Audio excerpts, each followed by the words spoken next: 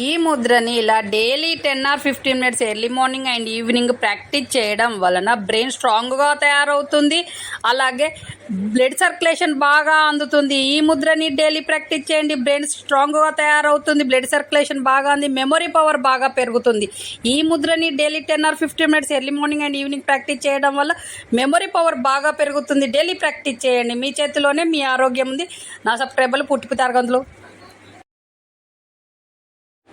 B12 లోపంతో బాధపడుతున్న వాళ్ళు, B12 లోపంతో ఉన్నవాళ్ళు, శాకాహారులు అయితే వాళ్ళకి B12 అందడం చాలా కష్టంగా ఉంటుంది.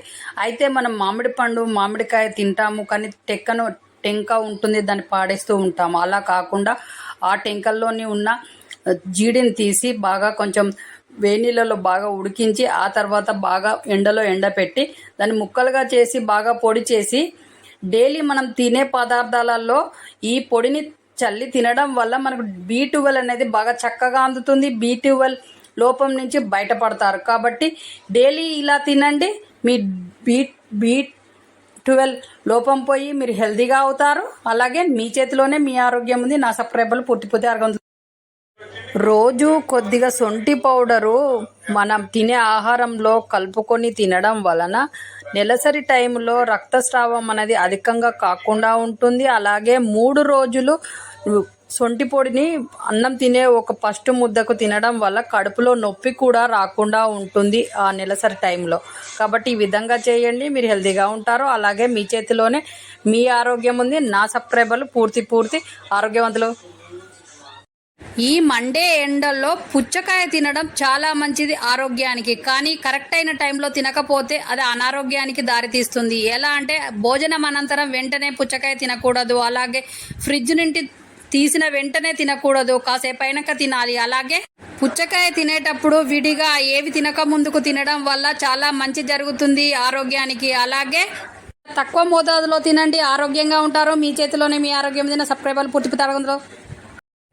తల నొప్పిగా ఉన్నప్పుడు, తల తీవ్రమైన నొప్పిగా బాధిస్తున్నప్పుడు ఈ విధంగా తలకి కొంచెం కొబ్బరి నూనె పెట్టి ఇలాంటి పరికరంతో ఈ విధంగానండి తలనొప్పి అనేది క్షణాల్లోనే పోతుంది.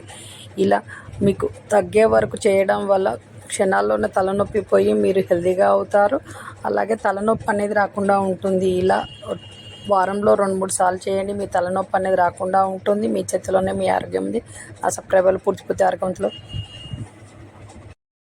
రోజు కొద్దిగా సొంటి పౌడరు మనం తినే ఆహారంలో కలుపుకొని తినడం వలన నెలసరి టైంలో రక్తస్రావం అనేది అధికంగా కాకుండా ఉంటుంది. అలాగే 3 రోజులు సొంటి పొడిని అన్నం తినే ఒక ఫస్ట్ ముద్దకు తినడం వల్ల కడుపులో నొప్పి కూడా రాకుండా ఉంటుంది ఆ నెలసరి టైంలో. కాబట్టి ఈ విధంగా చేయండి, మీరు హెల్తీగా ఉంటారు. అలాగే మీ చేతిలోనే మీ ఆరోగ్యం ఉంది. నా సబ్స్క్రైబర్లు పూర్తి ఆరోగ్యవంతులు. ఈ మండే ఎండల్లో పుచ్చకాయ తినడం చాలా మంచిది ఆరోగ్యానికి. కానీ కరెక్ట్ అయిన టైంలో తినకపోతే అది అనారోగ్యానికి దారితీస్తుంది. ఎలా అంటే భోజనం అనంతరం వెంటనే పుచ్చకాయ తినకూడదు. అలాగే ఫ్రిడ్జ్ నుండి తీసిన వెంటనే తినకూడదు, కాసేపు అయినాక తినాలి. అలాగే పుచ్చకాయ తినేటప్పుడు విడిగా ఏవి తినక ముందుకు తినడం వల్ల చాలా మంచి జరుగుతుంది ఆరోగ్యానికి. అలాగే తక్కువ మోతాదులో తినండి, ఆరోగ్యంగా ఉంటారు. మీ చేతిలోనే మీ ఆరోగ్యం తిన సబ్స్క్రైబర్లు పుట్టిపోతే అరగంతులు.